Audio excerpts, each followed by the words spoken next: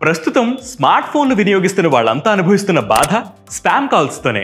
మనం బిజీగా పని చేసుకుంటుంటే మధ్య మధ్యలో ఇవి మనల్ని బాగా విసిగిస్తూ ఉంటాయి.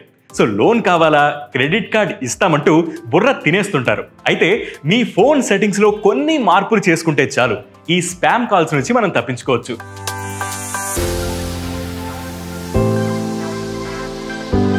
అందుకోసం ఆండ్రాయిడ్ ఫోన్లో ఫోన్ యాప్ ఓపెన్ చేసి కుడివైపు పైనున్న 3 డాట్స్ పై క్లిక్ చేసి సెట్టింగ్స్ ఓపెన్ చేయాలి. అందులో caller ID and spam protection అనే ఆప్షన్ ఉంటుంది. దాన్ని ఎనేబుల్ చేయాలి. టర్మ్స్ అండ్ కండిషన్స్ ని అగ్రీ చేయాలి. దాంతో caller ID and spam protection activate అవుతుంది. ఇది కాకుండా ప్లే స్టోర్ నుంచి ఫోన్ బై గూగుల్ యాప్ ను ఇన్స్టాల్ చేసి దాన్ని డిఫాల్ట్ డైలర్ యాప్ గా సెట్ చేయాలి. దాని తర్వాత caller ID and spam protection ను యాక్టివేట్ చేస్తే స్పామ్ కాల్స్ మనకి రావు.